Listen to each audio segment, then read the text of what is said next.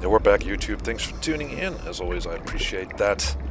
Today, let's talk about Death in the Water 2. And this is an attempt to do a horror game underwater. It's a first-person diving game, which makes it quite unique and stand out from the crowd of horror games.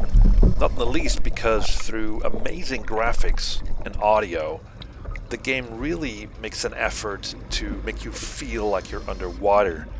And the sea life and the fish look very lifelike.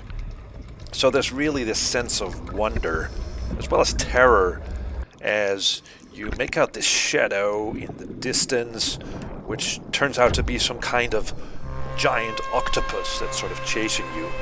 So it really plays into your fear of the unknown and being in a hostile environment.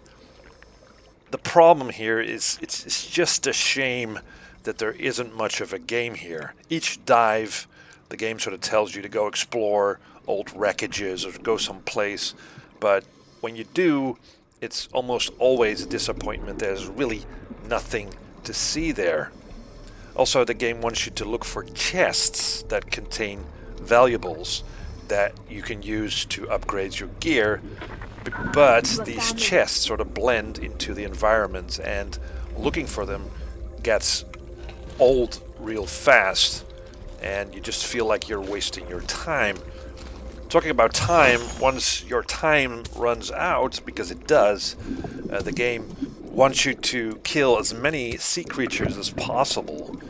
And sure, there's some tension when in this boss phase you're followed by a bunch of bull sharks trying to nip at you, but it sort of wears thin because it's the same each and every dive. Although there are some new creatures introduced with each dive, it's pretty much the same and repetitive thing that you do all the time, looking for chests, waiting for the time to run out, and then sort of kill as many creatures as possible, and then the dive sort of ends.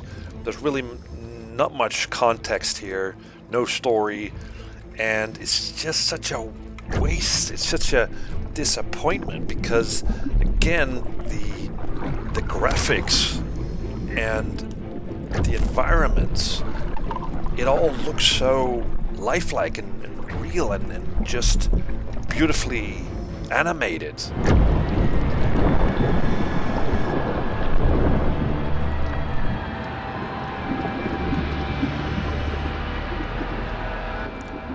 But there's really no game here. It's just really, I just can't understand it. And I understand that this game is made by two guys, and they've obviously put in their best. You know, they gave it the best shot. They put in all they had and poured it in here, but it's just not a very interesting game. It doesn't really capitalize on that beautiful environment.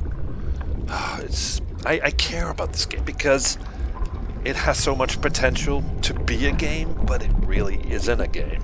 I guess that's the point. Anyway, hope you liked the video. Let me know what you think, and see you next time.